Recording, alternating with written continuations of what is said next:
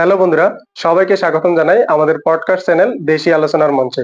আজকে আমাদের এই পডকাস্ট চ্যানেলে গেস্ট হিসেবে আছেন হযরত মাওলানা মুফতি শফিউর রহমান আল কাসেমী, প্রিন্সিপাল রওজাতুল উলুম ইসলামিয়া মাদ্রাসা বশিবান্ধা। আসসালামু আলাইকুম ওয়া রাহমাতুল্লাহি ওয়া বারাকাতুহু। যাই হোক দর্শক মণ্ডলী, এই দেশি আলোচনার মঞ্চে আমাকে ইসলামের বিষয় নিয়ে কিছু প্রশ্ন করার উদ্দেশ্যে ইনভাইট করা হয়েছে। তার জন্য এই দেশি আলোচনা মঞ্চের কমিটিকে ধন্যবাদ। এখন আপনারা প্রশ্ন করতে পারেন, ইনশাল্লাহ আমি প্রশ্নের উত্তর দেওয়ার জন্য চেষ্টা করব। আপনাকে স্বাগতম আজকে আমার এই পডকাস্টে আসার জন্য। আমার প্রথম প্রশ্ন, ধর্ম কাকে কয় বা ইসলাম ধর্ম মানে কি? আলহামদুলিল্লাহি কাফা ওয়া সালামুন আলা ইবাদিহিল্লাযিনা ইসতাফা, আম্মা বা'দ। ধর্ম কাকে কয় এই বিষয়ে যদি আমরা জানতে চাই, তাহলে আল্লাহ রাব্বুল আলামিন কোরআনুল কারীমের সূরাতুল মাইদা 6 নম্বর পারার 48 নম্বর আয়াতের মধ্যের কিছু অংশের মধ্যে আল্লাহ রাব্বুল আলামিন বলছেন, লিকুল্লিন জাআলনা মিনকুম শিরআতাও ওয়া মিনহাজা। আল্লাহ রাব্বুল আলামিন সকল মানুষের জন্য এবং জিন জাতির জন্য, সকলের জন্যই আল্লাহ রাব্বুল আলামিন শিরআ অর্থাৎ বিধান এবং মিনহাজ অর্থাৎ কর্মপন্থা আল্লাহ রাব্বুল আলামিন দান করেছেন। এই আয়াতের অংশের দ্বারা বোঝা যায় ধর্মের ডেফিনেশন, ধর্মের ব্যাখ্যা। ধর্ম কাকে কয়? ধর্ম বলে শিরআ এবং মিনহাজ, এই দুইটি শব্দ মিলিয়ে ধর্ম হয়। শিরআ বিধান, এবং সেই বিধানকে বাস্তবায়ন করানোর জন্য সহজ পদ্ধতি কিছু আল্লাহ রাব্বুল আলামিন দেয়, ওই পদ্ধতিকে বলে মিনহাজ, সরল রাস্তা। সুতরাং এই আয়াতের তাফসীর যদি আমরা দেখি, তাফসীর ইবনে কাসির এবং আহকামুল কোরআন লিল জাসসাস, এর মধ্যে বলেছেন কি শিরআ যে কোনো ঘাটির দিকে যাওয়ার রাস্তা, গন্তব্য স্থানে যাওয়ার রাস্তা, এবং মিনহাজ স্পষ্ট, সুস্পষ্ট এবং সহজ রাস্তা। তো ধর্মের ব্যাখ্যা তাহলে আমরা বুঝতে পারলাম যে ধর্ম বলে যে বিধান এবং কর্মপন্থা, একে বলে ধর্ম। আরো সহজ ভাষায় আমরা ধর্ম বুঝি আল্লাহর নৈকট্য লাভ করার জন্য, নাইবা আল্লাহকে রাজি খুশি করার জন্য যেই পদ্ধতি, যেই বিধান আছে, সেই বিধানকে ধর্ম বলে। যেমন একটা উদাহরণ দিয়ে আমরা বুঝি, যেমন আমরা আমাদের ইসলাম ধর্ম আছে, ইসলাম ধর্মের মধ্যে আল্লাহ রাব্বুল আলামিন বিধান স্বরূপ দিয়েছেন কোরআনুল কারীমকে শিরআ, যে দুইটি জিনিসের প্রয়োজন যে কোনো ধর্মের মধ্যে, একটি হচ্ছে বিধান আর একটি হচ্ছে কর্মপন্থা। সেই বিধানকে বাস্তবায়ন করানোর জন্য যেই সহজ পদ্ধতির প্রয়োজন, ওইটা একটা। তো এক নম্বর বিধান, বিধান স্বরূপ আল্লাহ রাব্বুল আলামিন আমাদেরকে দিয়েছেন কোরআনুল কারীম ইসলাম ধর্মের মধ্যে। এবং এই ইসলাম ধর্মের যে কোরআনের মধ্যে যে বিধান আছে, সেই বিধানগুলো বাস্তবায়নে আমল করানোর জন্য, সহজে যেন আমল করতে পারি, এই জন্য আল্লাহ রাব্বুল আলামিন নবীর মাধ্যমে আমাদেরকে হাদিস দিয়েছেন। তাহলে কোরআন কি শুধু স্পেসিফিক মুসলিমের জন্য নাকি? না, কোরআন বিশ্ববাসীর জন্য, সকলের জন্য। তাহলে আল্লাহর দেওয়া যে বিধান কোরআন, এই বিধান প্রত্যেকটা মানুষের জন্য। প্রত্যেকটা মানুষের জন্য। আচ্ছা, আল্লাহর দেওয়া বিধান তো ধর্ম, কিন্তু এই ধর্মের মধ্যে বিভিন্ন ধর্ম আছে। ঠিক। এর মধ্যে স্পেসিফিক ধর্ম বলে যে অনেকগুলো ধর্ম আছে, তার মধ্যে আমরা যে ধর্মটা আছে ইসলাম। এই ইসলাম ধর্ম আসলে কাকে কয় বা ইসলাম ধর্ম মানে কি? ইসলাম ধর্ম একটি হচ্ছে শুধু ইসলাম, আর একটি হচ্ছে ইসলাম ধর্ম। ইসলাম আরবিক শব্দ। এই ইসলাম শব্দের শাব্দিক অর্থ হচ্ছে আনুগত্য করা, আত্মসমর্পণ করা। এবং ইসলাম ধর্ম বলে যুগে যুগে আল্লাহ রাব্বুল আলামিন নবীগণের মাধ্যমে, রসুলগণের মাধ্যমে যে বিধান দিয়েছেন মানব জাতিকে, এবং কর্মপন্থা দিয়েছেন, জীবন ব্যবস্থা দিয়েছেন, সেই বিধান এবং কর্মপন্থা এবং জীবন ব্যবস্থাকে বলে ইসলাম ধর্ম। তাহলে এই ব্যাখ্যার দ্বারা আমরা বুঝতে পারলাম যে ইসলাম ধর্ম আজ থেকে নয়, আমাদের নবী থেকে আরম্ভ হয় নাই। যখন থেকে দুনিয়া আরম্ভ হয়েছে, যখন থেকে আল্লাহ রব্বুল আলামিন দুনিয়ার বুকে মানব জাতি জিন জাতিকে পাঠিয়েছেন, তখন থেকে আল্লাহ রব্বুল আলামিন মানুষ মানুষকে আল্লাহ রব্বুল আলামিন আল্লাহর নৈকট্য লাভ করানোর জন্য ইসলাম ধর্ম দিয়েছেন। তার মানে আদম আলাইহিস সালাম তাহলে বুঝতে পারলাম, তাহলে বুঝতে পারলাম আদম আলাইহিস সালামের ধর্ম ছিল ইসলাম ধর্ম, নূহ আলাইহিস সালামের ধর্ম ছিল ইসলাম ধর্ম, ইব্রাহিম আলাইহিস সালামের ধর্ম ছিল ইসলাম ধর্ম। কারণ ইসলাম ধর্ম কাকে বলে? ইসলাম ধর্ম বলে যে আল্লাহর আনুগত্য করা, আল্লাহর যে বিধান পাঠিয়েছেন আল্লাহ রব্বুল আলামিন, আল্লাহর বিধান এবং জীবন ব্যবস্থা যে পাঠিয়েছেন যুগে যুগে নবীর মাধ্যমে মানব জাতির কাছে, সেই ধর্মকেই বলে ইসলাম ধর্ম। কিন্তু ইসলাম ধর্ম আমাদের নবী আসার পূর্বে যত নবী এসেছেন সকল নবীর ইসলাম ধর্ম ছিল, তাদের একটা সীমা নির্ধারিত ছিল, একটা যুগ নির্ধারিত, কাল নির্ধারিত ছিল, সময় নির্ধারিত ছিল, মানে একটা boundary একটা সম্প্রদায় নির্ধারিত ছিল। কিন্তু যখন আল্লাহ রব্বুল আলামিন আমাদের নবীর মাধ্যমে পূর্ণাঙ্গ ইসলাম আমাদেরকে দিয়েছেন, এই পূর্ণাঙ্গ ইসলাম আসার পরে এখন এই বিশ্বের মধ্যে ইসলাম ধর্ম দিয়ে শুধুমাত্র বোঝা হবে কোরআনুল কারীম এবং হাদিসের যে বিধান আছে, এই বিধানকে ইসলাম ধর্ম বলা হবে। আচ্ছা, এই ইসলাম ধর্মে যদি কোনো মানুষ আসে বা আমরা যে এই ইসলাম ধর্মে আছি, তাহলে আমার সর্বপ্রথম দরকার ঈমান আনা। তো এই ঈমান শব্দের অর্থ কি, বা ঈমান মানুষ কিভাবে আনতে পারে? ঈমান শব্দের 1 নম্বর শাব্দিক অর্থ, আবিধানিক অর্থ হইতেছে নিরাপত্তা হওয়া, নিরাপত্তা হওয়া, ভয় না থাকা, এটা হচ্ছে শাব্দিক অর্থ। আর পারিভাষিক ঈমানের অর্থ হচ্ছে, আমরা যদি বুখারী শরীফের সারা ফাতহুল বারী, আল্লামা ইবনে হাজার আসকালানী রহমতুল্লাহ আলাইহি বলছেন 1 নম্বর খণ্ড পৃষ্ঠা নম্বর 66 মধ্যে, তাসদীকুর রাসূলি ফিমা জাআ বিহি আন রাব্বিহি,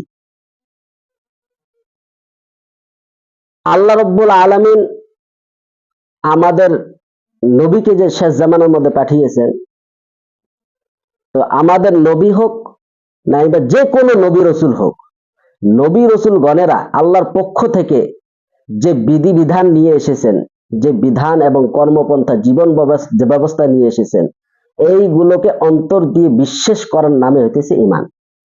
ইসলাম ধর্মে আসার পরে বা ঈমান আনার পরেও আমরা দেখি যে আমার 5 টাইমস প্রেয়ার করা লাগে বা 5 টাইম নামাজ পড়া লাগে। এই নামাজটা আসলে কি, বা এই নামাজ কার জন্য? যাই হোক, নামাজ ইসলাম ধর্মের মধ্যে গুরুত্বপূর্ণ একটি ইবাদতের নাম নামাজ। আল্লাহ রাব্বুল আলামিন আল্লাহর নৈকট্য লাভ করানোর জন্য কোরআন এবং হাদিসের মধ্যে অনেক ইবাদত আল্লাহ রাব্বুল আলামিন আমাদের উপরে ফরজ করে দিয়েছেন। তার মধ্যে থেকে সবচেয়ে বড় ফরজ হচ্ছে নামাজ। নামাজ ফার্সি ভাষার শব্দ, কিন্তু আরবিতে বলে সালাহ। এই সালাহ শব্দের তো শাব্দিক অর্থ অনেক, দোয়া, রহমত, মাগফিরাত, কিন্তু সালাত, যেই সালাত দিয়ে আমরা নামাজ বুঝি, এর মানে হচ্ছে আল্লাহ রাব্বুল আলামিনের নির্ধারিত কিছু নিয়মে আল্লাহর ইবাদত করা, একে বলে নামাজ। নির্ধারিত নিয়ম কি? যেমন আমরা বাড়িতে হোক মসজিদে হোক গিয়ে প্রথমে আল্লাহকে হাজির নাজির মনে করে খাড়া হয়ে হয়তো নিয়ত বান্ধি, তারপর কোরআন শরীফ থেকে তিলাওয়াত করি ইত্যাদি। এই যে আল্লাহ রাব্বুল আলামিন কোরআন এবং হাদিসের মধ্যে, কোরআনের মধ্যে শুধু নামাজ কায়েম প্রতিষ্ঠা করতে বলেছেন, এবং এই নামাজের পদ্ধতি আল্লাহ রাব্বুল আলামিন হাদিসের দ্বারা আমাদেরকে বুঝিয়ে দিয়েছেন। তো সেই পদ্ধতি অনুযায়ী ইবাদত করার নামে নামাজ। আচ্ছা, এই নামাজটা আসলে কার জন্য বা কার উপরে স্পেসিফিক যে পড়াই লাগবে? নামাজ প্রত্যেক মুসলিম যারা সুস্থ এবং সাবালক পুরুষ এবং মহিলার উপরে নামাজ পড়া ফরজ। প্রত্যেক সাবালক মহিলা এবং পুরুষের জন্য নামাজ ফরজ। আচ্ছা, এই নামাজ যে ফরজ, মুসলমানের মধ্যেই তো মুনাফিক থাকে। বা মুসলমানের মধ্যে আরো হয়তো বিভিন্ন কোয়ালিটি থাকে মুসলমান, হুম, তো ইমান আনি মুসলমান হলেই কি নামাজ ফরজ হয়ে যাবে কারো উপরে? হ্যাঁ হ্যাঁ, একজন মানুষ ইমান আনার পর মুসলিম হয়, ইমান আনার পর মুসলিম হয়। মুনাফিক, মুনাফিক তো মানুষ বুঝতে পারে না কে কে মুনাফিক আর কে মুনাফিক নয়। এই জন্য যে ব্যক্তি নিজেকে মুসলিম হিসেবে দাবি করে সেই মুসলিমের উপরেই নামাজ ফরজ। খরচ, যদি সাবালক হয় এবং পুরুষ মহিলা সাবালক সুস্থ হয়। আচ্ছা, এই নামাজ আর ইমান, এই যে দুইটা বস্তু আমরা বুঝলাম, তো নামাজ আর ইমানের মধ্যে কোনটা বেশি গুরুত্বপূর্ণ? উম, নামাজ এবং ইমানের মধ্যে সবচেয়ে বেশি, এই দুইটার তুলনায় ইমানের বেশি গুরুত্ব। ইমানবিহীন নামাজের কোনো মূল্য নেই। যার ইমান নেই তার নামাজের কোনো মূল্যই নেই। যেমন আমরা কোরআন এবং হাদিসের মাধ্যমে বুঝতে পেরেছি, কোরআন এবং হাদিসের মাধ্যমে আমরা এগুলো জানতে পেরেছি যে নামাজ মানুষ যদি কায়েম করে, আল্লাহ রব্বুল আলামিন এই নামাজের জরিয়তে তাকে জান্নাত দান করবে। নামাজ না পড়লে জাহান্নামের মধ্যে যাবে। তো ওইসব ব্যক্তিদের জন্য যাদের ভিতরে ইমান আছে, মানে ইমানদারের জন্য ইমানদারের জন্য নামাজ। মোহাম্মদ সাল্লাল্লাহু আলাইহি সাল্লামের জন্ম 570 খ্রিস্টাব্দ, তারও 40 বছর পরে মানে 610 খ্রিস্টাব্দ মোহাম্মদ সাল্লাল্লাহু আলাইহি সাল্লাম নবুয়ত পায়। ঠিক। তো তারও 10 বছর পরে, নবুয়ত পাওয়ারও 10 বছর পরে নামাজ আসে। তো এই যে মাঝের 10 বছর নিশ্চয় মোহাম্মদ সাল্লাল্লাহু আলাইহি সাল্লাম তাওহীদ বা ইমানের দাওয়াত দিয়েছেন। তো এখন আমরা যেটা দেখতে লিখছি যে সবাই খালি নামাজ পড়ো বা নামাজ কায়েম করো, নামাজ নিয়ে ব্যস্ত। এখন ইমানের কথা না কয়া সবাই যে নামাজের কথা কয়, তো আসলে নামাজ আর ইমানের মধ্যে কোনটা বেশি জরুরি? আমরা ইমানের প্রতি বেশি নজর না দিয়ে নামাজের প্রতি বেশি নজর বেশি দিচ্ছি। নজর। তো নামাজের প্রতি বেশি নজর দেওয়া খারাপ নয়, খারাপ হয়েছে ইমানের প্রতি নজর না দেওয়া।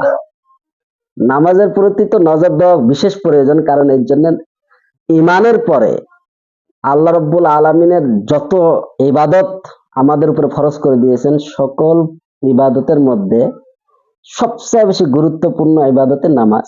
তো সুতরাং আমার ছেলে মুসলমানেরা আমরা যারা নামাজের প্রতি আমরা মানুষকে অনেক আহ্বান করি, দাওয়াত দেই, এটা খারাপ নয়, কিন্তু এর চেয়ে বেশি আমাদের ইমানের দিকে নজর করা দরকার। ইমান আমাদের ঠিক আছে কিনা, ইমান কি কারণে ভঙ্গ হয়, কি করলে ভঙ্গ হয়, এইগুলো আমাদের জানা দরকার। এইগুলো আমরা আলোচনা কিন্তু একটা কথা স্পষ্ট করে দেওয়া দরকার, যে প্রশ্ন করা হয়েছে যে নবুয়ত দান করার পরে 10 বছর পরে নামাজ ফরজ করা হয়েছে।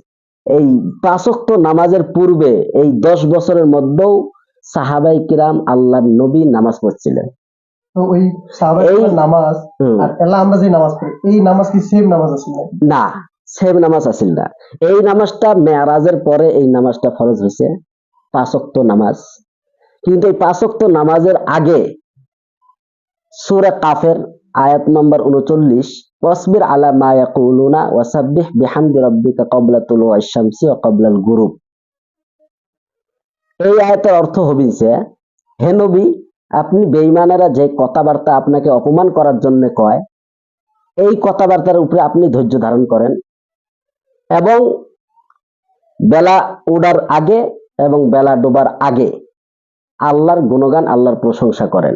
ওইটাই নামাজ আছে, এটাই আসল নামাজ। আর 2 ওয়াক্ত নামাজ আসিল। এই আয়াতের তাফসীর করবে যে তাফসীর ইবনে কাসিরের মধ্যে উল্লেখ করছেন যে এই 5 ওয়াক্ত নামাজ ফরজ হওয়ার পূর্বে সাহাবাই কিরামেরা এবং আল্লাহর নবী 2 ওয়াক্ত নামাজ পড়তেন, মানে যে সকালে এবং বিকেলে এই 2 ওয়াক্ত নামাজ পড়তেন। তাহলে এর দ্বারা বোঝা যায় যে নামাজ যখন থেকে আল্লাহ রব্বুল আলামিন আল্লাহর নবীকে নবুয়ত দান করছে, তখন থাকিয়ে আল্লাহর নবীও নামাজ পড়ছে, সাহাবাই কিরামেরাও নামাজ পড়ছে। কিন্তু এই 5 ওয়াক্ত নামাজ যে ফরজ হয়েছে, এই 5 ওয়াক্ত নামাজ মেরাজের মধ্যে আল্লাহ রব্বুল আলামিন যখন আল্লাহর নবীকে ডাকে নিয়ে গেলেন, আল্লাহ রব্বুল আলামিনের সাথে সাক্ষাৎ করার জন্য যখন ডাকে নিয়ে গেলেন, ডাকে নিয়ে যাওয়ার পরে তারপরে এই নামাজ আল্লাহ রব্বুল আলামিন আমাদের উপরে ফরজ করেছে। কিন্তু এলা কথা হলো এটা যে আমরা বর্তমান ইমানের উপরে অত গুরুত্ব না দিয়ে নামাজের উপরে আমরা বেশি গুরুত্ব দিয়েছি। তো নামাজের প্রতি আমরা গুরুত্ব দেই, আরো বেশি দেই, কিন্তু এর চেয়ে বেশি আরো আমরা ইমানের প্রতি গুরুত্ব দেই। কিন্তু এই গুরুত্বটা সমাজত নাই জন্য কোশ্চেনটা করা হয়েছে যে যদি ইমানের গুরুত্ব এত ইম্পর্টেন্ট হয় তাহলে আমরা যে হিসেবে নামাজের মধ্যে গুরুত্ব দেই, সবাই নামাজের মধ্যেই গুরুত্ব দেয়, নামাজ কায়েম করে নামাজ পড়ে, ইমানের মধ্যে ওই গুরুত্বটা হয় না। তো গুরুত্ব দেওয়া দরকার, ইমানের প্রতি গুরুত্ব দেওয়া দরকার, কারণ অনেক আমরা মুসলমান আছি যারা ইমানের প্রতি গুরুত্ব না দেওয়ার জন্য, যদিও আমরা বাস্তবে আমরা সমাজের মধ্যে মুসলিম হিসেবে আছি, কিন্তু অনেক ক্ষেত্রের মধ্যে আমাদের ইমান চলে যাবে, আমরা টেরো পাবিছি না। ইমান না থাকা অবস্থায় নামাজ আদায় করি, ইমান না থাকা অবস্থাও নামাজ কায়েম করবেছি, সেই নামাজের কোনো দামে হবেছি না আল্লাহর কাছে। মানে ইমানের বিষয়টা এই জন্য ইমান সম্পর্কে বিস্তারিত ভাবে আমাদের জানাও দরকার, এবং সে জানার পরে সেই ইমান নিয়ে মেহনত করাও দরকার। ইমান কাকে কয়, ইমান কিভাবে আনা দরকার, ইমান কি কি কারণে ভঙ্গ হয়, কি কাজ করলে ইমান ভঙ্গ হয়ে যায়, আর ইমান ভঙ্গ হলে একজন মুসলমান থাকে না, কাফির হয়ে যায়, ফির আবার কিভাবে আনা যায়, এইগুলো বিস্তারিত ভাবে আমাদেরকে জানা দরকার। তো এই জন্য আমাদের ভিতরে যে দুর্বলতা আছে, কি ইমান নিয়ে আমরা বেশি গুরুত্ব দেই না, এটা আলোচনা করি না, তো আমাদের অনেক বেশি বেশি করি নামাজের যে আমরা গুরুত্ব দেই ঠিক আছে, কিন্তু তার সাথে সাথে এর চাইতে আরো বেশি যেন আমরা ইমানের প্রতি গুরুত্ব দেই। আচ্ছা, যার ইমান নাই সাধারণত আমরা তাকে বেঈমান বলিয়ে জানি, তো এই বেঈমানও কি নামাজ পড়া দরকার, বা এই বেঈমানের নামাজও কি কবুল হবে? যেমন আমরা মিশা কথা কই বা অনেক ধরনের কাম করি আসিও, হয়তো যেগুলো ইসলামত নিষেধ, এই ধরনের কামগুলো আমরা করি আসি, অন্যায় করি আসি, বা বিভিন্ন ধরনের মানুষ ঠকে আসিও মানুষ কি করে নামাজ পড়ে। তো এই বেঈমানেরও কি নামাজ কবুল হবে, বা ইমারও কি নামাজ পড়ার দরকার নেই? বেঈমান যার ইমান নাই, হ্যাঁ, আমার মুসলমানের মধ্যে যার ইমান নাই, তার নামাজ কবুল হবে না নাই? তো আমার মুসলমানের মধ্যে যদি কারো ইমান যদি না থাকে, তাহলে তার নামাজ তো কবুল হবে না। মিছে কথা বললে তার নামাজ কবুল হবে না নাই? তো মিছে কথা কলে ইমান যায় না।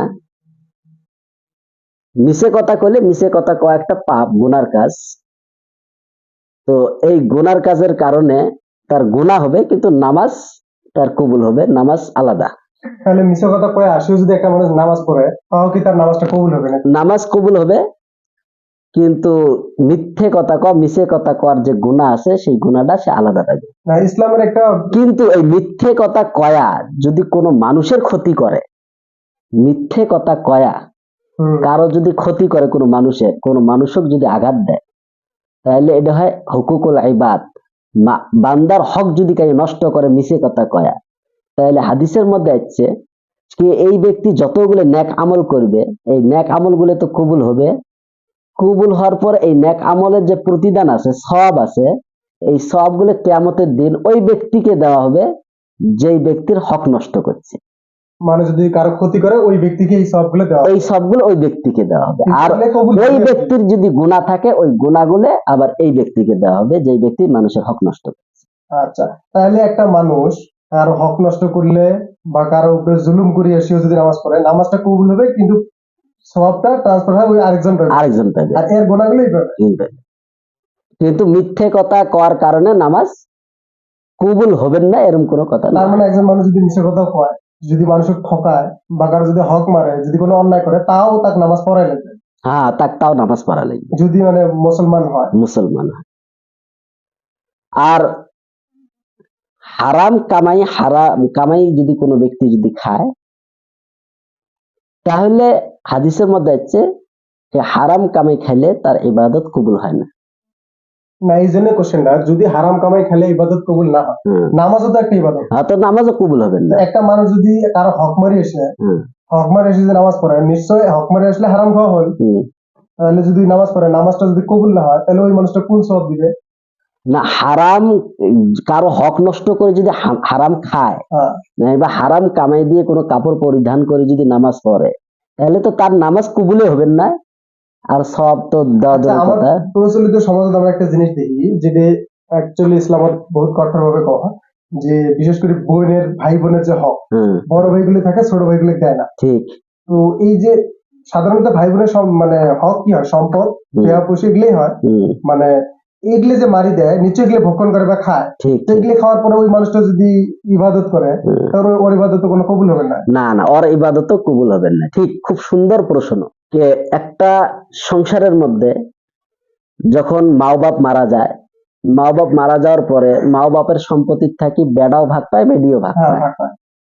কোরআন এবং হাদিসের মধ্যে বেড়া বেডির ভাগ একবার নির্ধারিত করিয়ে দিছে। হ্যাঁ, হ্যাঁ, সূরা নিসার মধ্যে, হ্যাঁ, সূরা নিসার সূরা নিসার মধ্যে ইউসিকুমুল্লাহু ফি আওলাদিকুম, এই আয়াতের মধ্যে আল্লাহ রাব্বুল আলামিন একবার সবার হক বলে নির্ধারিত করে দিছে।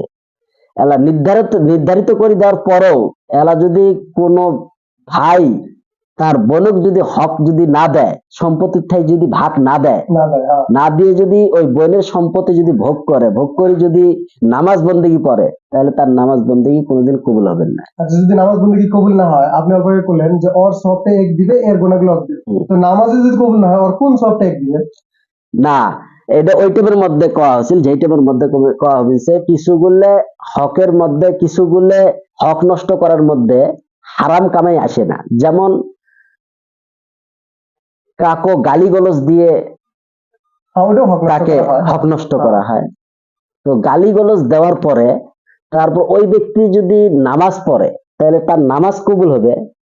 কিন্তু তার যে গালিগলজ দিয়ে যে তাকে আঘাত দিন, কষ্ট দিন, এই কষ্ট দেওয়ার কারণে এই কিয়ামতের দিন তার সওয়াবত থাকি দেওয়া হবে। তার দেওয়া মানে হবে। হকের সাথে আবার হারামের সম্পর্ক যদি থাকে, হারাম কামের তাহলে ওই সম্পর্ক ইবাদত থাকা লাগবে। হ্যাঁ, কবুল হবে না। হকুকুল ইবাদত নষ্ট করার সাথে সাথে হারাম কামাই জড়িত থাকা লাগবে।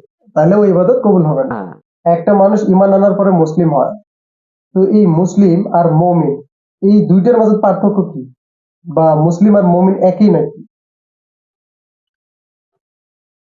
এক নম্বর হচ্ছে মুসলিম জন্মগত মুসলিম। জন্মগত মুসলিম হওয়ার পরে তার ভিতরে যদি ঈমান না থাকে, তাহলে তো তাই মুসলিমে নয়। মুসলিমে নয়, হ্যাঁ। আর তাহলে বোঝা গেলে যে কি একজন মানুষ মুসলিম হবার গেলে মুমিনও হওয়া লাগবে, মুমিন একসাথে হওয়া লাগবে। হওয়া লাগবে। আরেকজন মানুষ পরিপূর্ণ মুমিন যদি হবে চায়, তাহলে তার ভিতরে তাকে মুসলিমও হওয়া লাগবে, মানে বেসিক জিনিসগুলো যে সেম হওয়া লাগবে। সেম হওয়া লাগবে। কারণ আর ইসলাম শব্দ একটা আছে, আর একটা হচ্ছে ঈমান। ঈমান, হ্যাঁ। এই দুইটার পার্থক্য অল্প বোঝার চেষ্টা করি। আল্লাহর যতগুলো হুকুম আছে, এই হুকুমগুলোর মধ্যে থাকি যেই হুকুমগুলোর সম্পর্ক অন্তরের সাথে, হুম, তাকে কয় ঈমান। ওইসব জিনিসগুলোকে বিশ্বাস করা, ওর নাম ঈমান। ঈমান। আর আল্লাহর যে হুকুম আহকাম গুলো বাস্তবায়ন করানোর জন্য আমাদের বাহ্যিক অবস্থার দরকার পড়ে, যেমন শরীরের দরকার পড়ে, আমাদের টাকা পয়সার দরকার পড়ে, অর্থ এইগুলোর দরকার পড়ে, মানে বাহ্যিক যে বাহ্যিক, হ্যাঁ, ওইগুলোকে বলে ইসলাম। যেমন নামাজ, রোজা, রোজা, হ্যাঁ। যেমন হজ, জাকাত, মানে শারীরিক ভাবে হ্যাঁ, সেগুলোর সাথে যেগুলো সম্পর্ক। বাহ্যিক, যেগুলো এইগুলোর সম্পর্ক যেগুলো হুকুমের সাথে, ওই হুকুমগুলো পালন করার নামে হয়েছে ইসলাম। ইসলাম। তো যারা এই বাহ্যিক ইবাদত গুলো করে তারা মুসলিম। আর যারা এই যে আল্লাহ রাব্বুল আলামিনের যে কিছু আধ্যাত্মিক কিছু হুকুম আছে, যেগুলো শুধু অন্তরের সাথে অন্তরের সাথে সম্পর্ক, সম্পর্ক, হ্যাঁ। যেগুলো শুধু বিশ্বাস করার সাথে সম্পর্ক, ওদের উপরে যারা বিশ্বাস রাখে তাকে মুমিন করে। যেমন ফেরেশতার উপরে বিশ্বাস রাখা, বিশ্বাস রাখে, যেমন আল্লাহর উপরে আল্লাহর বিশ্বাস উপরে রাখে, বিশ্বাস রাখা, কবরের আযাবের প্রতি বিশ্বাস রাখা, আখিরাতের প্রতি বিশ্বাস এগুলো তো রাখা, আন্তরিক আর কি, এগুলো অন্তরের অন্তরের বস্তু। তো এই অন্তরের বস্তুগুলো যারা বিশ্বাস করে তাকে মুমিন। তাকে মুমিন করে। তো মুমিন আর মুসলমানের মধ্যে, মুমিন পরিপূর্ণ মুমিন হবার গেলে তাকে মুসলমান হওয়া লাগবে, মুসলমান হবে গেলে মুমিন হবে। আর মুসলমান হবার গেলে মুমিন হওয়া লাগবে। কারণ এর জন্য একজন মানুষ মুসলমান দাবি করবে যে তার ঈমান নাই, তার মানে তাই মুমিন নয়, মুমিন নয়, হ্যাঁ। তাহলে ওই মুসলমানও নয়। ঈমান না থাকলে তো মুসলমান হতে পারে না, না। কারণ একজন মানুষ মুসলমান হবার গেলে তার ভিতরে প্রথমেই ঈমান থাকা লাগবে। আর ইমান থাকলেই মুমিন। ইমান থাকলে মুমিন, আর ইমান থাকলে মুসলিমের মধ্যে প্রবেশ করবে। হ্যাঁ। সে ইমানে নাই, সে মুসলিম কিভাবে ফিরে হবে? মানে মুমিন মুসলিম, মুসলিম হওয়ার জন্য মুমিন হওয়া প্রয়োজন, মুমিন হওয়ার জন্য মুসলিম হওয়া মুসলিম হওয়া প্রয়োজন। ইসলাম ধর্ম যে আমাদেরকে আল্লাহ রাব্বুল আলামিন দিছে কোরআন এবং হাদিসের মাধ্যমে, এই ইসলাম ধর্ম যারা গ্রহণ করে, যারা মানি নেয়, তাকে মুসলমান কয়। আর যারা এই ইসলাম ধর্মের মধ্যে যে আল্লাহ রাব্বুল আলামিন কোরআন এবং হাদিস বিধান স্বরূপ দিছে ইসলামের মধ্যে এলেক বিশ্বাস করে যারা, তাদেরকে মুমিন কয়। তো যাই হোক প্রিয় বন্ধুরা, ইসলাম নিয়ে জানার অনেক কিছুই আছে, অনেক বিষয় আছে আমাদের জানা দরকার ইসলাম নিয়ে। সময় সংকীর্ণ হওয়ার জন্য আজকে আমরা এতটুকুই শেষ করছি। পরবর্তী আমরা ইসলাম নিয়ে জানার জন্য নেক্সট পার্ট বা সেকেন্ড পার্ট পরের সপ্তাহে আনার চেষ্টা করবো। ধন্যবাদ।